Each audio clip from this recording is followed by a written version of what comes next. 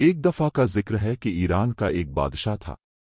وہ رات کو بھیس بدل کے شہر کا گشت کیا کرتا تاکہ رعایا کے اچھے برے حالات سے باخبر رہ سکے۔ ایک روز حسب معمول اپنے وزیر کے ساتھ شہر کے گشت کے لیے نکلا۔ چلتے چلتے وہ ایک جگہ پہنچے۔ بادشاہ وہاں کے کچے مکانوں کو دیکھنے لگا۔ وہ سوچ رہا تھا کہ غریب کس طرح گزارا کرتے ہیں۔ اسی دوران اس نے وہاں ایک مکان میں سے کچھ عورتوں کے بولنے کی آواز سنی۔ بادشاہ اس مکان کے پاس ٹھہر گیا۔ دروازے کی دراڑ سے اندر دیکھا تو 3 نوجوان عورتیں چرخا کاٹ رہی تھیں۔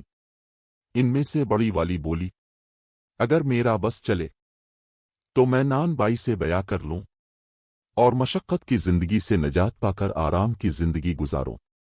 منجلی والی بولی، میں بادشاہ کے باورچی سے نکاح کر لوں تاکہ عمدہ کھانے روز کھانے کو ملے۔ چھوٹی نے کہا، تم لوگ خیالی پلاؤ بنا ہی رہی ہو تو میں بھی بادشاہ سے بیعہ کیوں نہ کر لوں؟ سارا ملک مجھے ملکہ پکارے۔ پھر وہ ہنس پڑیں۔ بادشاہ نے وزیر کو حکم دیا کہ اس گھر کو پہچان لو۔ صبح ان تینوں عورتوں کو دربار میں حاضر کرنا۔ دوسرے روز وہ تینوں بہنیں دربار میں پیش کی گئیں۔ بادشاہ نے رات کی بات پوچھی تو وہ ڈر گئیں، لیکن بادشاہ نے کہا، ڈرنے کی کوئی ضرورت نہیں، جو بات تھی بیان کرو۔ پھر ان تینوں بہنوں نے رات والی بات بادشاہ کے سامنے دہرا دی۔ بادشاہ نے اسی وقت بڑی اور منجلی بہن کی شادی نان بائی اور باورچی سے کروا دی اور چھوٹی بہن کو اپنی ملکہ بنا لیا۔ اس چند روز کے بعد دونوں بڑی بہنیں چھوٹی بہن کی شاندار زندگی سے حسد کرنے لگیں اور سوچنے لگیں کہ اسے کسی طرح سے بادشاہ کی نظروں میں گرا دیں۔ اللہ کی قدرت کہ انہی دنوں ملکہ کے ماں بننے کے آثار ظاہر ہونے لگے۔ دونوں بہنیں اس کو مبارکباد پیش کرنے آئیں۔ چھوٹی بہن جو ان کے فریب سے ناواقف تھی، ان کے ساتھ بڑی محبت سے پیش آئی۔ ان دونوں بڑی بہنوں نے باتوں باتوں میں بچے کی ولادت کے قریب ان دونوں کو بلانے کا وعدہ لیا۔ چھوٹی بہن راضی ہو گئی۔ دونوں بڑی بہنوں نے پختہ ارادہ کیا کہ جب ملکہ کے ہاں بچہ ہوگا تو وہ اس کو الگ کر کے جانور کا بچہ اس کی گود میں ڈال دیں گی اور مشہور کر دیں گی کہ جانور کا بچہ پیدا ہوا ہے۔ اس طرح بادشاہ اسے قتل کروا دے گا یا گھر سے نکال دے گا۔ جب ولادت کا وقت قریب آیا تو ملکہ نے بادشاہ سے اپنی بہنوں کو بلانے کی اجازت لی اور ان کو اپنے پاس بلوا لیا۔ ان دونوں بہنوں نے ایک جانور کا انتظام کروایا اور یقین کیا کہ بچے کی پیدائش کے وقت ان دونوں کے علاوہ ملکہ کے پاس کو نہ ہو۔ ملکہ کے ہاں ایک انتہائی خوبصورت لڑکا پیدا ہوا۔ حاسد بہنوں نے بچے کو ٹوکری میں بند کر کے اسے نہر میں بہا دیا اور ملکہ کی گود میں جانور کا بچہ رکھ دیا۔ پھر سارے محل میں مشہور کروا دیا کہ ملکہ کے ہاں جانور کا بچہ پیدا ہوا ہے۔ بادشاہ کو یہ سن کر بڑا غصہ آیا۔ اس نے ملکہ کو قتل کرنے کا حکم دے دیا، لیکن اس کے ایک دانا وزیر نے عرض کی کہ چند روز صبر کیجیے، مجھے اس میں کوئی راز معلوم ہوتا ہے۔ ملکہ کا اس میں کیا قصور؟ جو کچھ قدرت نے پیٹ میں بنا دیا وہی پیدا ہوگا۔ اللہ کا کرنا ایسا ہوا کہ ٹوکری نہر میں بہتی چلی جا رہی تھی کہ بادشاہ کے ایک خاص آدمی جس کا نام قاسم تھا کی نظر اس پر پڑی۔ قاسم نے ٹوکری نکال کر دیکھا تو اس میں ایک نہایت ہی خوبصورت بچہ تھا۔ قاسم کی اپنی کوئی اولاد نہیں تھی۔ وہ خوشی خوشی اپنے گھر آیا اور وہ بچہ بیوی کے حوالے کیا۔ قاسم کی بیوی نے اپنے بچے کی طرح اسے پالنا شروع کر دیا۔ قاسم نے اس بچے کا ذکر کسی سے نہ کیا۔ بچہ پلتا رہا یہاں تک کہ 1 سال کا ہو گیا۔ دوسرے سال ملکہ کے ہاں پھر ایک بچہ پیدا ہوا۔ بدنصیب ملکہ نے اپنی بہنوں کو اس مرتبہ بھی بلوایا۔ اب انہوں نے ایک اور مردہ جانور کو اس کی گود میں ڈال کر مشہور کروا دیا کہ ملکہ کے ہاں عجیب مردہ بچہ پیدا ہوا ہے، اور اس اصل بچے کو بھی ٹوکری میں ڈال کر نہر میں بہا دیا۔ اتفاق سے اسے بھی قاسم نے پکڑ لیا اور اس کی بھی پرورش کرنے لگا۔ تیسرے سال ملکہ کے ہاں لڑکی پیدا ہوئی، لیکن حاسد بہنوں نے اسے بھی مردہ مشہور کر دیا اور لڑکی کو بھی بہا دیا۔ وہ لڑکی بھی قاسم کے ہاتھ لگ گئی۔ بادشاہ نے ناراض ہو کر ملکہ کو ایک لوہے کے پنجرے میں بند کر کے شہر کی مسجد کے دروازے پر رکھوا دیا۔ तीनों बच्चे माँ और शाही महल से दूर कासिम के छोटे से घर में परवरिश पाते रहे। बड़े लड़के का नाम कासिम ने मुराद रखा, छोटे का नाम आमिर और लड़की का नाम परीजात रखा। और तीनों बच्चों की तालीम व तरबियत शहजादों की तरह ही की। परीजात भी पढ़ती रही। बच्चे जब बड़े हुए तो एक दिन कासिम की बीवी बीमार होकर मर गई। बच्चों को इतना दुख हुआ कि जैसे सगी माँ का होता है। बच्चे पढ़ लिख कर बड़े हो गए। कासिम भी अपनी मेहनत से काफी रुपए पैसे वाला हो गया था। उसने बादशाह से इजाजत लेकर एक महल तामीर करवाया और एक बहुत बड़ा बाग बनवाया, जिसमें एक चिड़िया घर भी था। वो तीनों बच्चों के साथ इसमें रहने लगा। यहां रहते हुए ज्यादा दिन नहीं हुए थे कि कासिम भी मर गया। बच्चे बहुत परेशान हुए, लेकिन क्या हो सकता था सिवाय सब्र के। इसी तरह दिन गुजरते गई और जिंदगी मामूल पर आने लगी। दोनों भाई बाहर शिकार के लिए जाते। परीजात बाग में अपना दिल बहलाती कि अचानक किसी तरह मलिका की दोनों बहनों को उन बच्चों के बारे मालूम हो गया और वो बच्चों का किस्सा तमाम करने के मंसूबे बनाने लगे। दोनों हासिद बहनों ने आपस में मशवरा किया कि मलिका का तो खूब इंतजाम हो गया, लेकिन मुमकिन है कि इन बच्चों का राज जाहिर हो जाए, लिहाजा उनका भी कुछ करो। उन्होंने एक जादूगरनी को बुलवा कर सारी बात बता और बहुत सारे मालो दौलत का लालच देकर अपने साथ मिला लिया। जादूगरनी बोली, तुम इत्मीनान रखो, मैं ऐसा अमल करूंगी कि किसी को कानों कान खबर नहीं होगी। एक दिन दोनों भाई शिकार को गए। जादूगरनी उनके घर आई और परीजात से नमाज की इजाजत लेकर वजू करके नमाज पढ़ने लगी। परीजात इससे बहुत मुतासिर हुई, खाना दिया और फिर बाग दिखाने के लिए साथ ले गई। मक्कार जादूगरनी कहने लगी, यूं तो यहां हर चीज मौजूद है, लेकिन 3 चीजों की कमी है। अगर वो मिल जाए तो फिर ये बाग बेमिसाल होगा। परीजात ने पूछा, लेकिन क्या? वो बोली, इसमें बोलती चिड़िया, गाते दरख्त और सुनहरे चश्मे के पानी की ही कमी है। अगर वो भी आ जाएं तो बाग जन्नत का नमूना पेश करेगा। परीजात ने पूछा, ये तीनों चीजें कहां से मिलेंगी? जादूगरनी ने कहा, यहां से 20 रोज की मसाफत पर इराक की सरहद पर जो पहला आदमी मिलेगा वो रास्ता बता सकता है। जादूगरनी शौक की आग भड़काकर फौरन रफू चक्कर हो गई। शाम को जब दोनों भाई घर वापस आए तो बहन को फिक्रमंद पाया। वजह पूछी तो इसने तमाम कैफियत बयान की। मुराद ने कहा, तुम इतना रंज क्यों करती हो? मैं जाता हूं और ये चीजें लेकर आऊंगा। अगले रोज मुराद सफर के लिए तैयार हुआ और बहन को एक खंजर निकाल कर दे दिया और बोला, जब तक ये साफ है तो समझो कि मैं खैरियत से हूं। अगर ये मेला हो गया तो समझ जाना कि मैं मुसीबत में हूं। अगर ये खून आलूद हो जाए तो समझ जाना कि मैं इस दुनिया में नहीं रहा।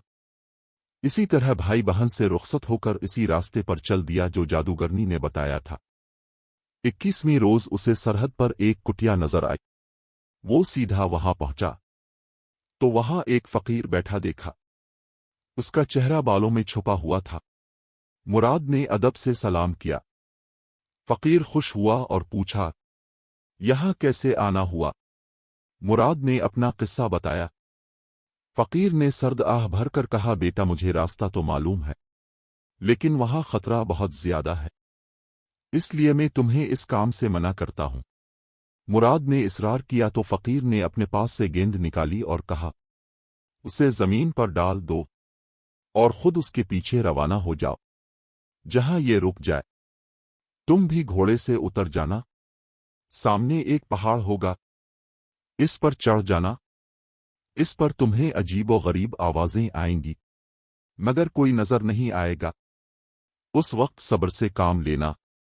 अगर तुमने पहाड़ से मोड़कर देखा तो तुम पत्थर के बन जाओगे, लेकिन अगर तुम आगे बढ़ते गए तो तुम्हें तुम्हारी मतलूबा चीजें मिल जाएंगी।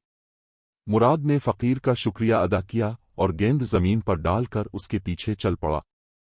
गेंद पहाड़ के दामन पर पहुंचकर ठहर गई। मुराद घोड़े से उतरा और पहाड़ पर चलने लगा।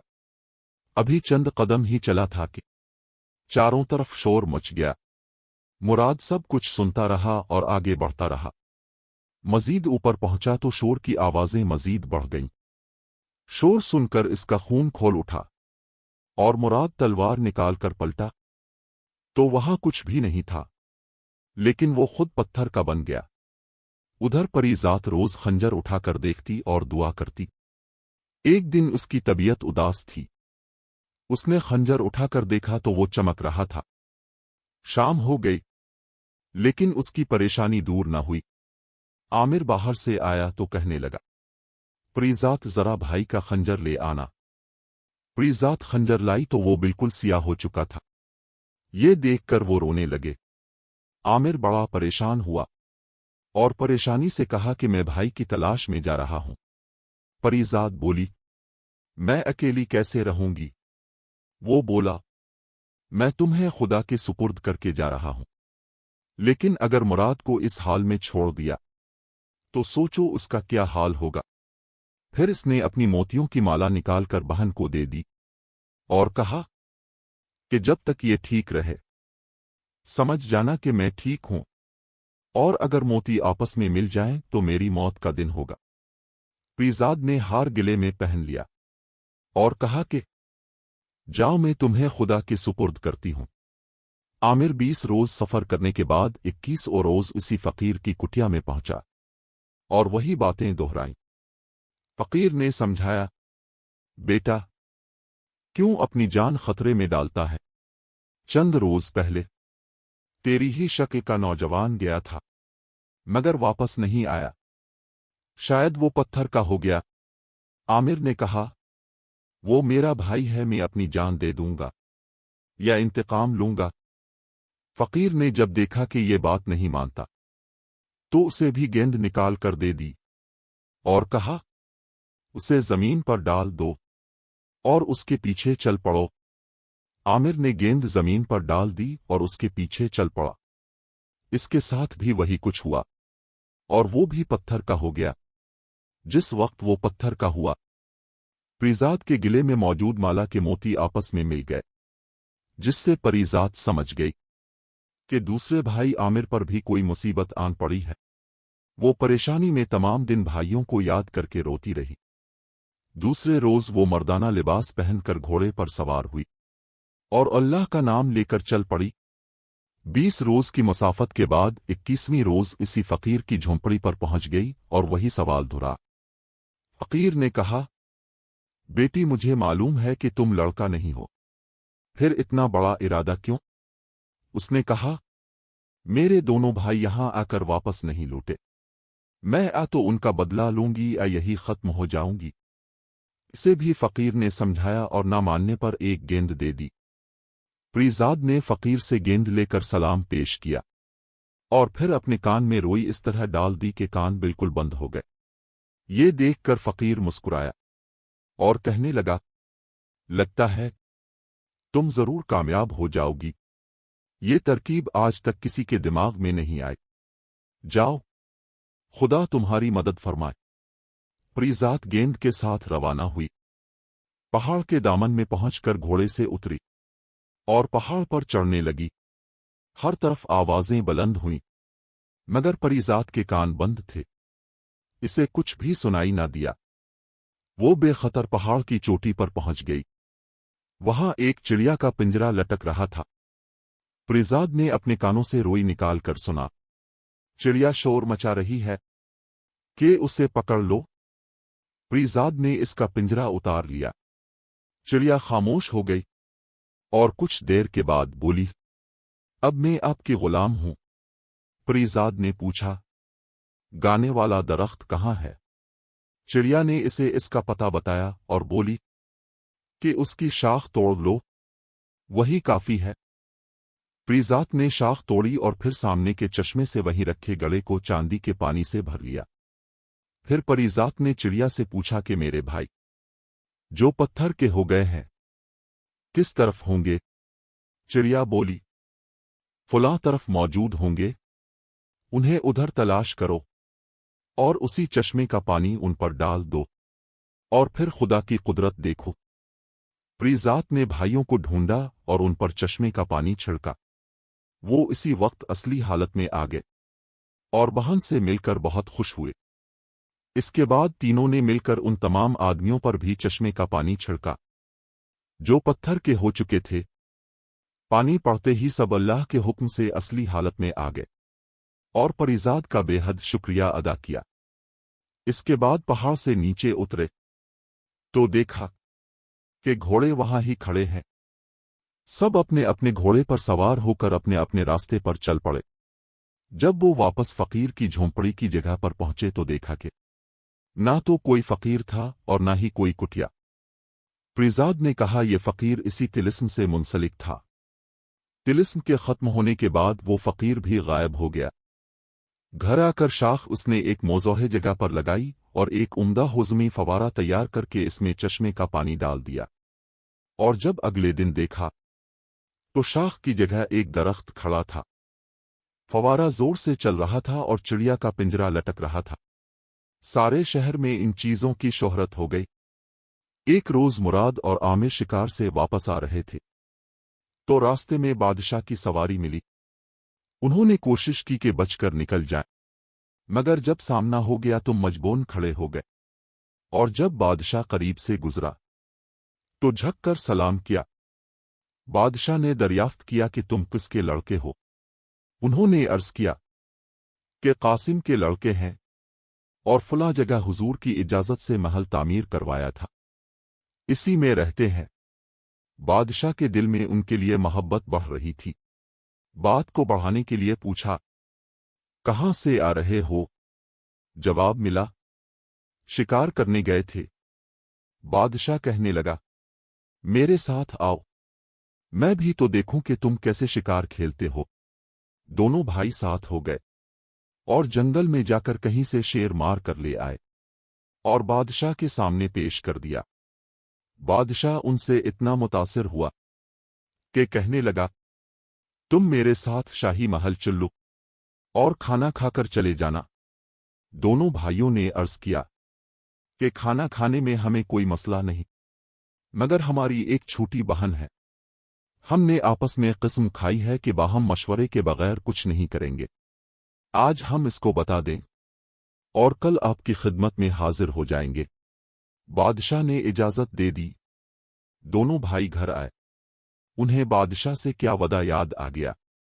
दोनों परीजात के पास गए और उसे सारा वाकया सुनाया। परीजात कहने लगी, जरा रुको, मैं अपनी चिड़िया से पूछ कर बताती हूं। चिड़िया से पूछा कि क्या मेरे दोनों भाइयों को दावत में जाना चाहिए। चिड़िया ने हाँ में जवाब दिया।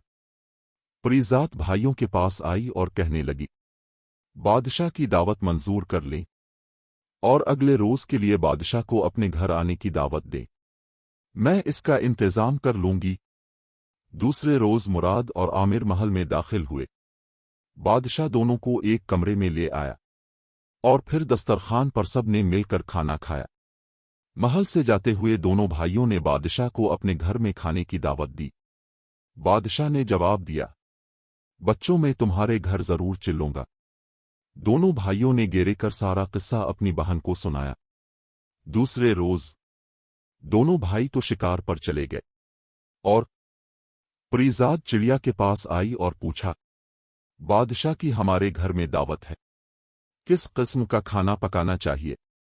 चिड़िया ने कहा, अपने बावर्चियों से कहो कि अच्छा खाना बनाए, मगर मोतियों की खीर जरूर बनाना।